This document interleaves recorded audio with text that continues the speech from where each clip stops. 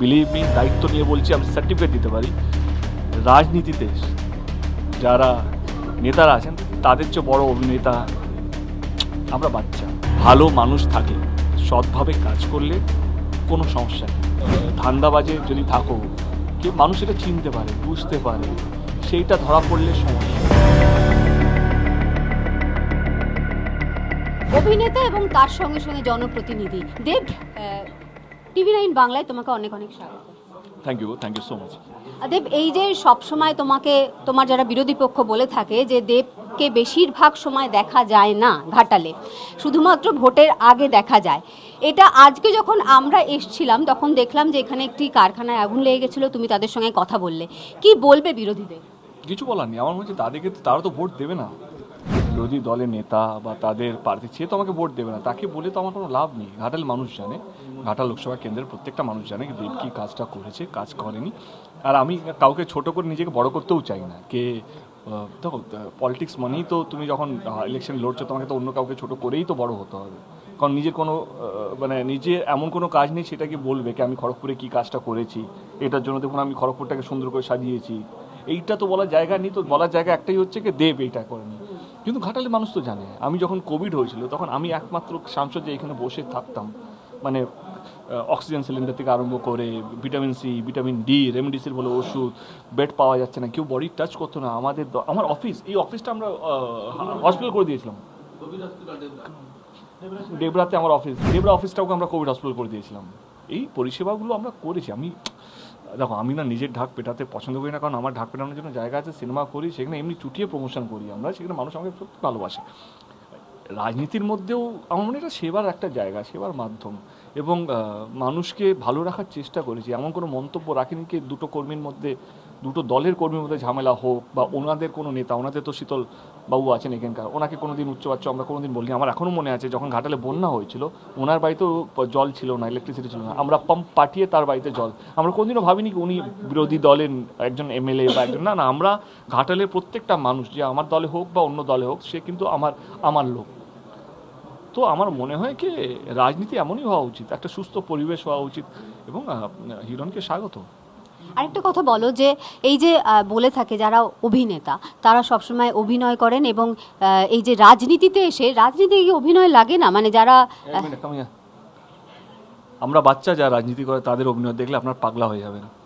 Believe me, দায়িত্ব নিয়ে বলছি, আমি সার্টিফিকেট দিতে পারি। রাজনীতিতে যারা নেতারা আছেন তাদের চেয়ে বড় অভিনেতা আমরা বাচ্চা। ভালো মানুষ থাকলে, সৎভাবে কাজ করলে কোনো সমস্যা নেই। কিন্তু তুমি যদি ধান্দাবাজে যদি থাকো, কেউ মানুষ এটা চিনতে পারে, বুঝতে পারে, সেইটা ধরা পড়লে সমস্যা। তো আমি সৎভাবে চেষ্টা করছি গত 10 বছর ধরে কাজ করার জন্য, এবং আগামী দিনও করব। দেখছি রাজনীতিতে গুরু কাকে মানো, মমতা বন্দ্যোপাধ্যায় না অভিষেক বন্দ্যোপাধ্যায়? কার কাজের পদ্ধতি তোমার সব থেকে বেশি ভালো লাগে? দেখুন, আমার দুজনকে আমি ভালোবাসি, এবং অফকোর্স দিদির কাছে অনেক কিছু শিখেছি, অভিষেকের কাছে সবে আমার সঙ্গে আলাপ হয়েছে, এবং আমার খুব ডায়নামিক মনে হয়েছে ওনাকে। Is one of the most dynamic leader of our party, আমার কোথাও যেন মনে হয়। এবং রাজনীতি না প্রত্যেক দিন কিছু না কিছু শেখায়। মানে তোমার ফেলিয়ার হচ্ছে তোমার গুরু, কে এই ভুলটা তখন করলাম, এই ভুলটাকে আমাকে কারেক্ট করতে হবে। আমার মনে হয় তোমার ফেলিয়ারই হচ্ছে তোমার জীবনের সবচেয়ে বড় গুরু। এবং আমি আমার যদি রাজনীতি যদি বলো, অফকোর্স দিদি এবং অভিষেকের সঙ্গে সবে আমার বন্ধুত্ব শুরু হয়েছে, দুজনকে শ্রদ্ধা জানিয়ে বলছি, but they are best there এ, বাট আমার গুরু হচ্ছে আমার ফেলিয়ার। একদম শেষের দিকে চলে এসেছি আলোচনা। আচ্ছা, শেষ প্রশ্ন এটাই বলো, যে এই যে সবাই বলে যে অভিনেতারা যখন আসে, তাদেরকে কেউ অনেকেই বলে, বিরোধীরা সবসময় বলে অভিনেতারা আসছে তারা করে চলেছে, অথচ আমরা দেখতে পাচ্ছি এবারেও কিন্তু নতুন নতুন মুখ রচনা বন্দ্যোপাধ্যায় এসে, এবং তুমি এতদিন ধরে কাজ করছো, তুমি এই বিষয়গুলোর কি উত্তর দিতে চাও দর্শকদের? আমার কথা হচ্ছে, এই উত্তরটা দর্শক বলছি, ভোটার দেয়। যেই অঞ্চলে বা যেই কনস্টিটিউয়েন্সিতে, সে লোকসভা হোক বা বিধানসভা হোক, যেখানে যে প্রার্থী দাঁড়াবে সেই লোকগুলোকে ডিসাইড করতে দিন তারা কাকে পছন্দ করছে, কাকে ভোটটা দেবে। এইটা শুধু টিএমসি না, মানে ভারত জুড়ে এখন ক্রিকেটার, সেলিব্রিটিস, মানে যারা আপনার স্পোর্টস পার্সন হোক বা অন্যান্য মানে ইউটিউবার হোক বা যারা হোক, যাদের একটু পপুলারিটি আছে, তারা সবাই সব পার্টি চাইকে তাদেরকে কীভাবে আমরা আমাদের দলে নিয়ে আসবো। তোমার কাছে কখনো প্রস্তাব এসেছে অন্য পার্টি থেকে যাওয়া?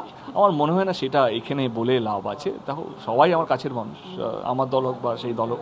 দেখো আমি তো রাজনীতিতে এসেছি লড়াই করার জন্য নয়, কারোর সঙ্গে শত্রুতা মানার জন্য নয়, মানুষকে ভালো রাখার জন্য। আমি তো তাই করছি। আমার সঙ্গে সত্যি আমার মনে হয় না মানুষ, যদি দলের কথা বলি, যে কোনো দল, তার কেউ আমাকে ভালোবাসে না তার সংখ্যা কিন্তু কম আছে। যারা কোনো কারণও যদি না বাসে তার বিকজ অফ দ্য পলিটিক্যাল আইডিওলজির জন্য, আদারওয়াইজ দেব অ্যাজ এ মানুষ হিসেবে আমার মনে হয় না কোনো দলের বা কোনো মানুষের কোনো সমস্যা আছে। মানে ক্যামেরার সামনে তারা একরকম বলে কিন্তু দেবকে পার্সোনালি তারা পছন্দ করে।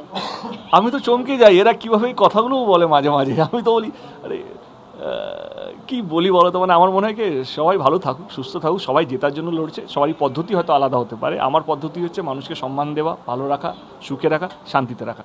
ধন্যবাদ। ধন্যবাদ আমাদের সঙ্গে কথা বলার জন্য। এবার একটা কথাই বলবো, তৃতীয়বারের জন্য লড়ছেন দেব এবং তার কনস্টিটিউয়েন্সিতে, এবং আবার তিনি যদি এখানে নাও যেতেন তাও তিনি এটা বলছেন যে ঘাটাল মাস্টার প্ল্যান কিন্তু তিনি দেখতে চান, এবং যে পার্টি আসুক না কেন সেটা যেন অবশ্যই হয়। ক্যামেরায় পিকুর সঙ্গে সুচরিতা, TV9 বাংলা, ঘাটাল।